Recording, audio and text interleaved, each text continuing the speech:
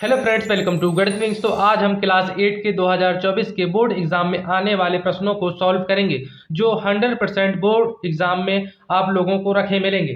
अगर आप लोगों को गणित में पूरे नंबर चाहिए तो इस वीडियो को आखिरी तक देखिए, पूरा देखिए। चलिए तो शुरू करते हैं। क्वेश्चन नंबर पहला, निम्न समीकरण को हल कीजिए और अपने उत्तर की जांच कीजिए। Solve the following and check the answer. तो ये हमारा समीकरण दिया हमारा 2x माइनस वन बराबर 14 माइनस एक्स। तो इसको सॉल्व करेंगे। तो चलिए सॉल्व करते हैं। लिखेंगे 2x माइनस वन बराबर 14 माइनस एक्स। अब देखिए 2x एक्स इस तरफ है तो आ जाएगा, पक्षांतर करेंगे, ये माइनस में इस तरफ आएगा तो प्लस में, 2x एक्स इस तरफ आएगा तो प्लस में x हो जाएगा। अब देखिए 14 ये माइनस में इस तरफ आएगा तो प्लस में, ये देखिए अब ये 2x प्लस एक्स कितना हो गया हमारा 3x हो गया, 14 प्लस 1 कितना हो गया 15। अब x बराबर बचा हमारे पास 15। अब देखिए इंटू में इस तरफ आएगा तो डिवाइड में 3 आ जाएगा, तो x बराबर हमारे पास क्या बचा 5। क्या बचा x बराबर बचा हमारे पास 5। अब हम क्या करेंगे, अब हम चेक टू आंसर यानी अपने क्वेश्चन जो हमारा आंसर निकला इसको हम चेक करेंगे। तो चलिए करते हैं चेक।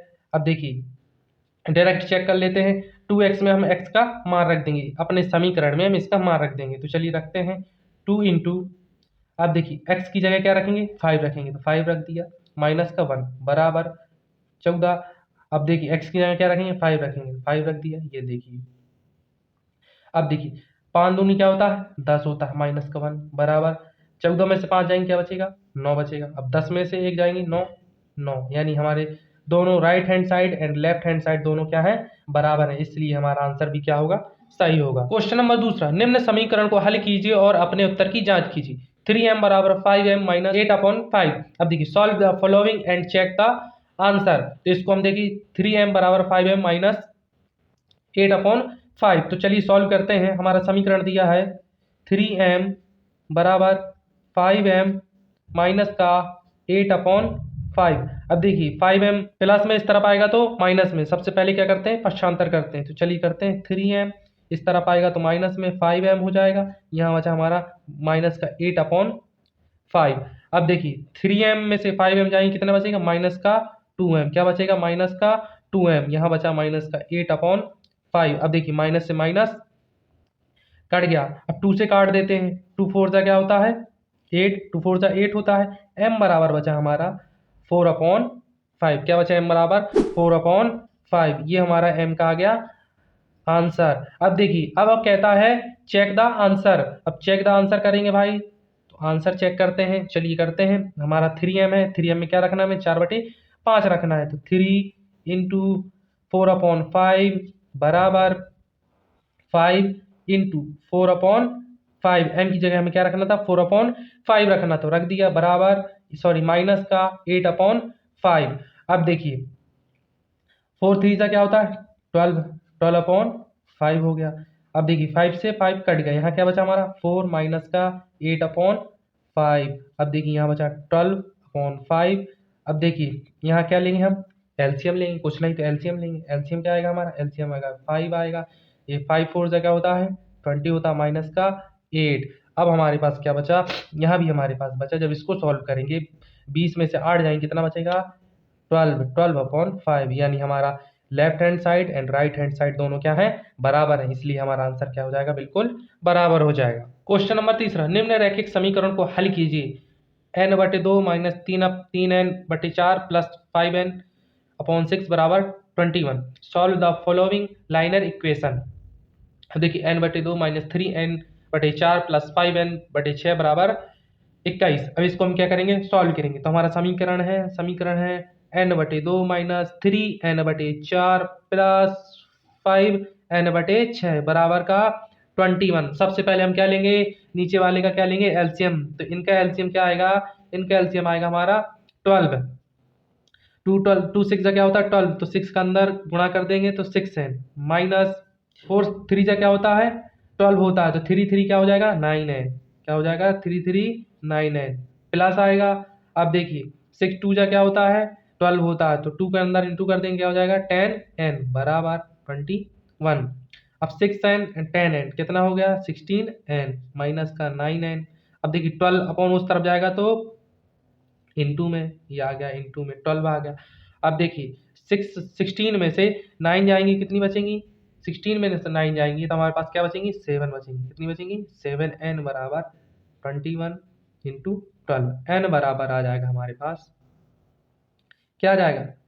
21 अपॉन में 7 आ जाएगा। 7 से काटते हैं कितनी बार में? 3 बार में चला जाएगा। 7 3 से क्या होता है? 21 होता है। अब देखिए 12 का 3 में क्या करेंगे हम? इंटू करेंगे। 12 3 से क्या होता है? 36 होता है। तो n बराबर हमारा निकला है 36। यही हमें क्या निकालना था? मान निकालना था। इस तरह हमारा क्या हो गया? ये सॉल्व। क्वेश्चन नंबर 4, निम्न समीकरण को बदलते हुए हल कीजिए। 15 ब्रैकेट y माइनस 4 माइनस का 2 bracket y minus 9 plus 5y plus 6 बराबर 0। चलिए तो इसको सॉल्व करते हैं। देखिए सबसे पहले हम क्या रखेंगे? समीकरण रखेंगे 15 y माइनस का 4 माइनस का 2 y माइनस का 9 प्लस का 5 y प्लस 6। इसको क्या करना, हमें सॉल्व करना है। सबसे पहले हम इसको बदलेंगे, यानी इनका अंदर सभी में इंटू करेंगे तो क्या हो जाएगा हमारे पास?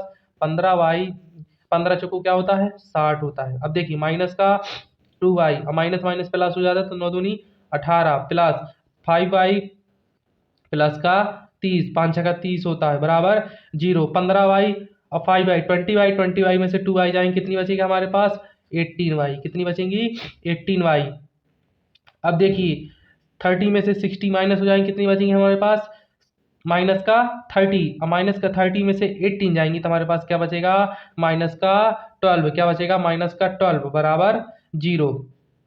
अब देखिए 12 माइनस में उस तरफ जाएगा तो प्लस में, तो लेके जाते हैं 18y बराबर 12। अब देखिए y बराबर हमारे पास बचेगा 12 अपॉन 18। अब इसको किससे काटते हैं? 6 से काटते हैं। 6 2 जा क्या होता है? 12, 6 3 जा 18। y बराबर निकला है हमारा 2/3। ये आ गया हमारा आंसर। क्वेश्चन नंबर 5, एक समबाहुभुज क्या है? एक समबाहुभुज का नाम बताइए जिसमें 3 भुजाएं हों, 4 भुजाएं हों और 6 भुजाएं हों। What is a regular polygon? State the name of a regular polygon, यानी 3 साइड्स, 4 साइड एंड 6 साइड्स। सबसे पहले लिखेंगे 3 साइड वाला। 3 साइड से जो जिसमें 3 साइड्स होती हैं उसको बोलते हैं त्रिभुज। क्या बोलते हैं हम? उसको बोलते हैं त्रिभुज। क्या बोलते हैं? त्रिभुज। अब देखिए 4 साइड्स वाला, जिसमें 4 साइड्स हों उसको क्या बोलेंगे हम? चतुर्भुज। क्या बोलेंगे? चतुर्भुज। चतुर्भुज। अब जिसमें 6 साइड हो, यानी 6 भुजाएं हों, उसको क्या बोलेंगे हम? षष्ठभुज। क्या बोलेंगे?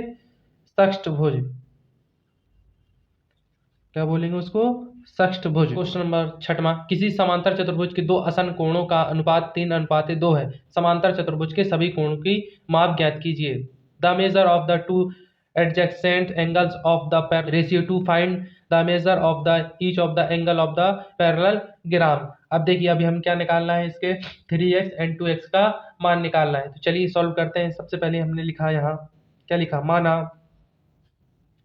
माना चतुर्भुज के आसन्न कोण, ये माना चतुर्भुज के आसन्न कोण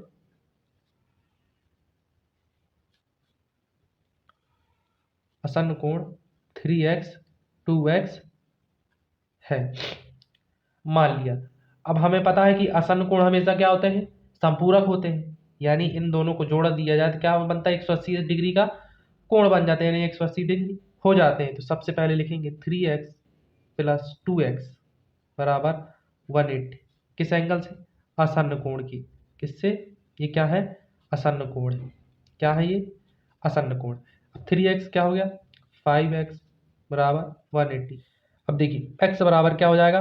180 अपॉन में 5 आ जाए तो x बराबर निकाला है हमारा 36। कितना निकाला है? x बराबर निकाला है 36। अब x का मान 36 है तो 3x एंड 2x में हम क्या रख देंगे? 36 का मान रख देंगे। सबसे पहले 3x बराबर 3 इंटू 36 बराबर निकल आएगा 108। क्या होता है? 108। अब 2x में मान रख देंगे, 2 इंटू 36 क्या निकल आएगा? निकल आएगा हमारा 72। क्या निकल आएगा? 72। यानी एक कोण का मान 108 आ गया, 2x का मान निकल आया 72। अब ये दोनों भी ऐसे होते हैं तो ये आमने सामने कोण हमेशा क्या होते हैं? बराबर। यानी ये 72 तो ये 72, ये 108 यानी ये 108। क्वेश्चन नंबर 7वां, जब एक पासे को फेंका जाता है तब निम्न प्रत्येक घटना से प्राप्त होने वाले परिणामों को लिखिए। When a die in throw list the outcomes of event of getting. तो सबसे पहले हम एक अभाज्य संख्या, तो हमें पता है कि जब एक पासा को फेंकते हैं तो कितनी बनती हैं, 1 2 3 4 5 6, यानी ये अलग अलग प्रकार से आ सकते हैं। अब देखिए एक अभाज्य संख्या यानी ए प्राइम नंबर, तो इसमें से प्राइम नंबर कौन कौन से हो जाएंगे, प्राइम नंबर हो जाएंगे 2 3 एंड 5 जो किसी से नहीं कटते हैं। अब देख दूसरे में लिखा है एक अभाज्य संख्या नहीं, नॉट अ प्राइम नंबर, जो किसी से ना यानी किसी से कट सकते हैं। तो कौन कौन से हो जाएंगे, वो 1 हो जाएगा, 4 हो जाएगा, 6 हो जाएगा। इसमें से बताना है कि जो किसी से कट सकते हैं। 4 2 से कट सकता है, 6 3 से कट सकता है, यानी 2 से भी कट सकता है। तो 1 4 6 इसका आंसर हो जाएगा। अब देखिए 5 से बड़ी एक संख्या है, यानी इनमें से 5 से एक बड़ी संख्या बतानी है। तो ए नंबर ग्रेटर देन 5 क्या हो जाएगा, 6 हो जाएगा। इसका आंसर क्या हो जाएगा, 6 हो जाएगा। यानी एक 5 से क्या बड़ी है, 6 ही है जो इससे बड़ी है।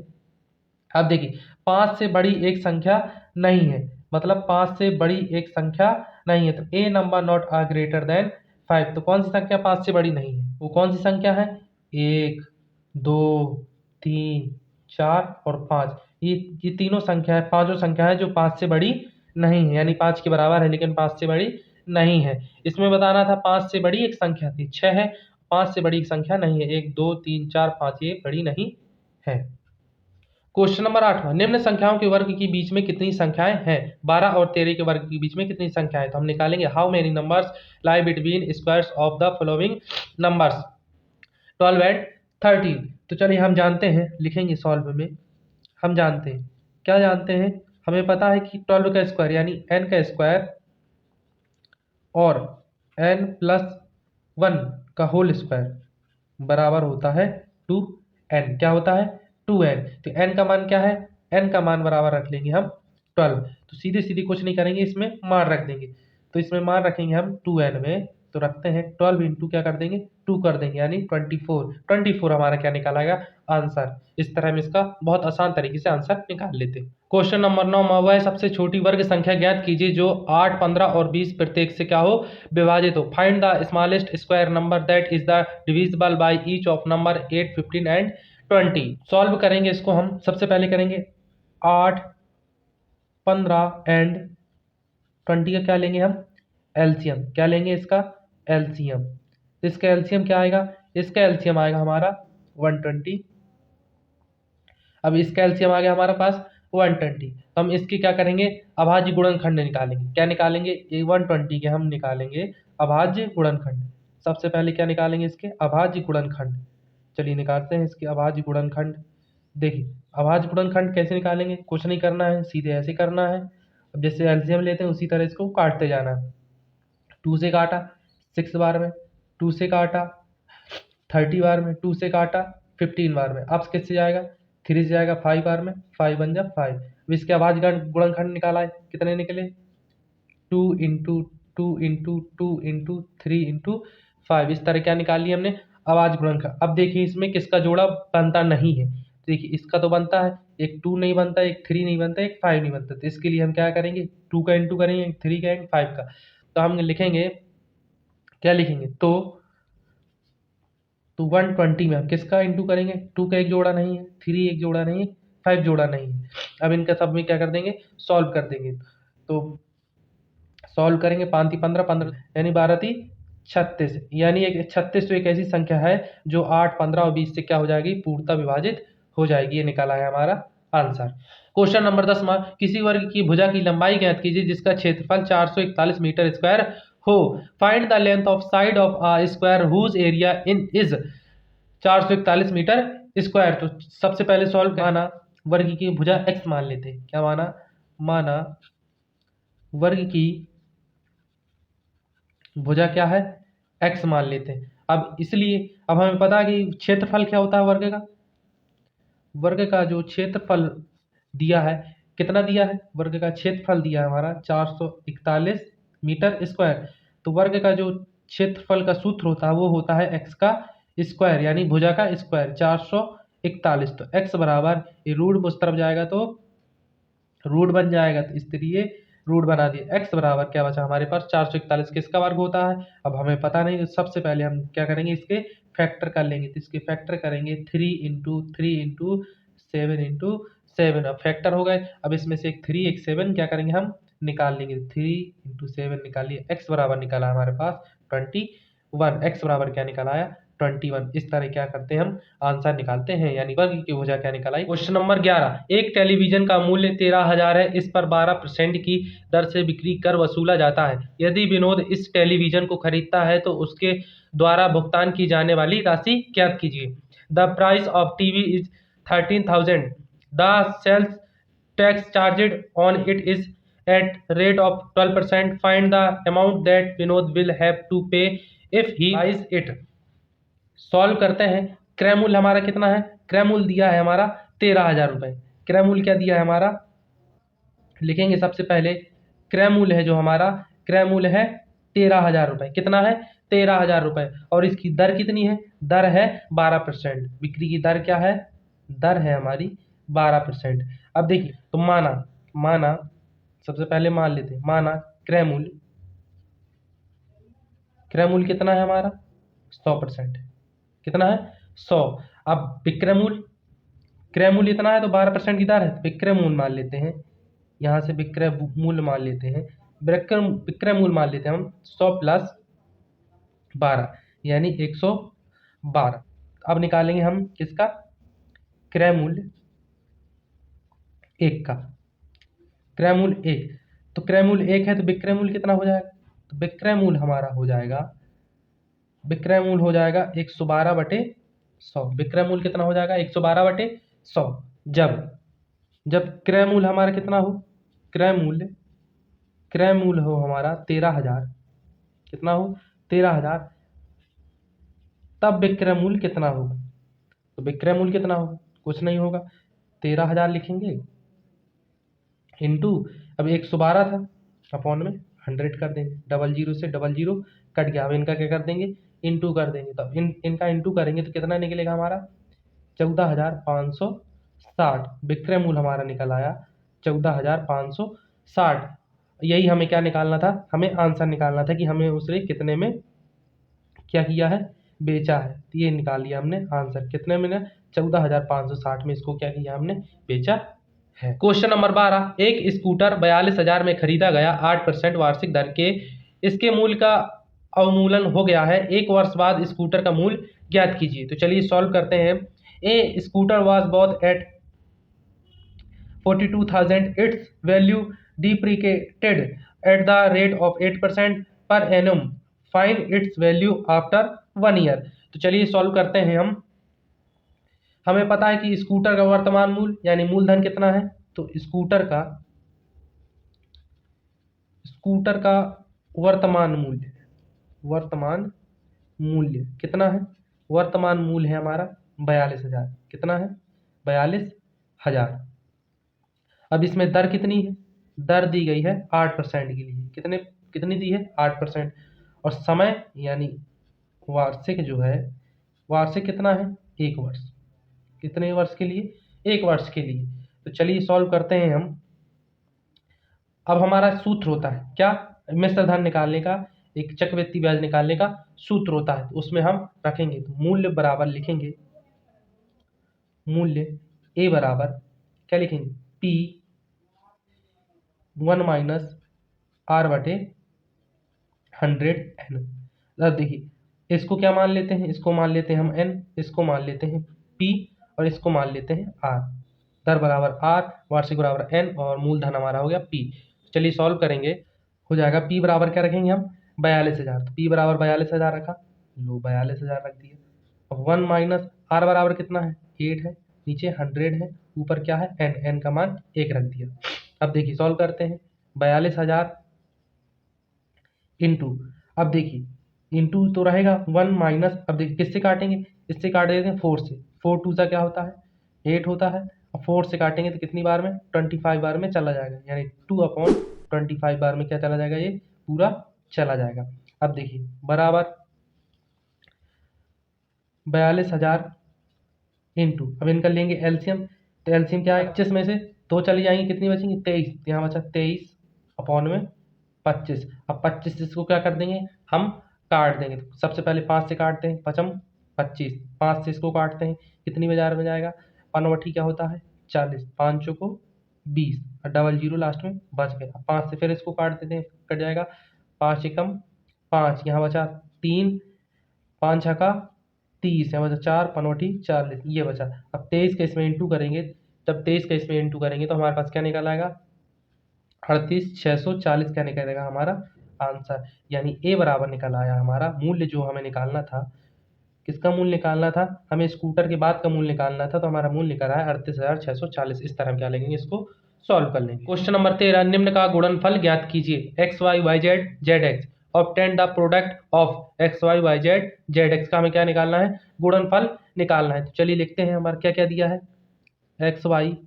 Into Y Z into Z X का निकालना, हमें गुणनफल निकालना। अब देखिए x2 है, y2 है, z2 है, तो इसका सीधे सीधे आंसर लिख देंगे। हम क्या लिखेंगे, x का स्क्वायर y का स्क्वायर इंटू जेड का स्क्वायर। इस तरह हम क्या कर सकते हैं, इनको लिख सकते हैं, X square Y square Z square, क्योंकि इंटू इंटू में हम लिख सकते हैं। इस तरह हमारा क्या निकालेगा, आंसर निकाला है। क्वेश्चन नंबर 14, गुणनफल ज्ञात कीजिए। A square plus B A plus B square, find the product A square plus B A plus B B square. अब चलिए सॉल्व करते हैं, क्या करना है हमें, इनका भी हमें गुणनफल निकालना है। तो हमारा दिया है समीकरण ए square plus B A plus B square, तो कुछ नहीं करेंगे, इसमें इनको इंटू कर देंगे। तो ए स्क्वायर का सब पहले करेंगे ए प्लस बी स्क्वायर में, फिर हम प्लस बी का इंटू करेंगे ए प्लस बी स्क्वायर में।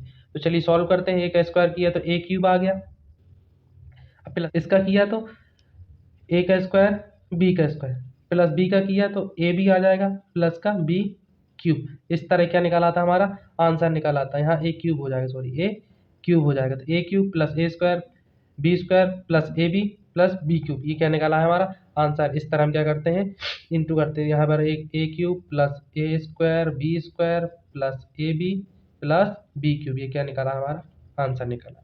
क्वेश्चन नंबर 15, एक समलंब का क्षेत्रफल 34 सेंटीमीटर स्क्वायर है और इसकी ऊंचाई 4 सेंटीमीटर। समांतर भुजाओं में से एक की लंबाई 10 सेंटीमीटर है और दूसरी समांतर भुजा की लंबाई हमें क्या निकालना है, ज्ञात करना है। तो the area of trapezium is 34 centimetre square and the length of one of the parallel sides is 10 centimetre and it's height 4 centimetre. Find the length of the other parallel side. तो चलिए सॉल्व करते हैं इसको।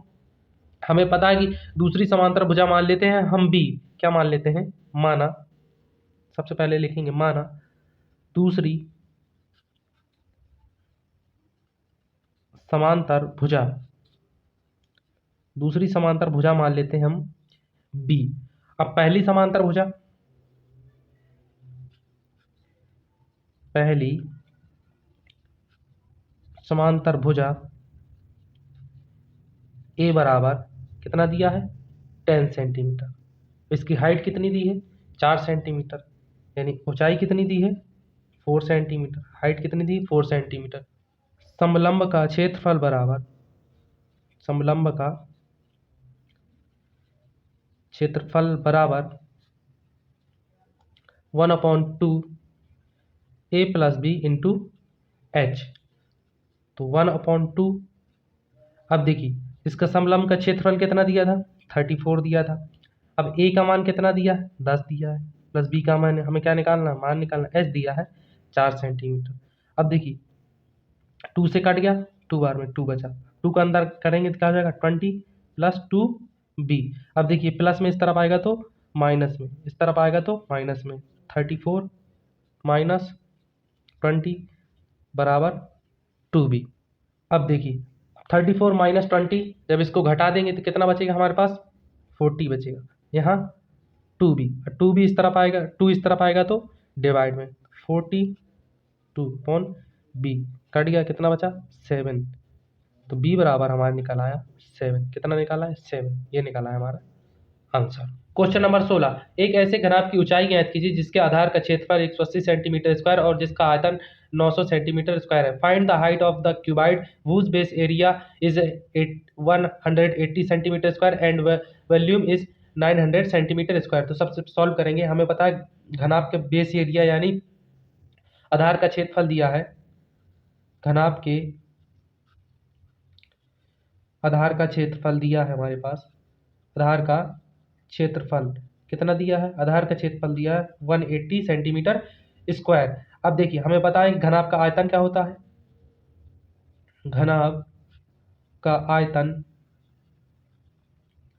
बराबर सूत्र क्या होता है, लंबाई गुणे बी गुणे एच। अब आयतन कितना दिया हमारा 900 दिया है, अब लंबाई इंटू बेस कितना दिया है 180, हमें हाइट क्या करना है निकालना है। अब ये इंटू में इस तरफ आएगा तो डिवाइड में लेके आते हैं, डिवाइड में चलो जल्दी से लेके आते हैं एच।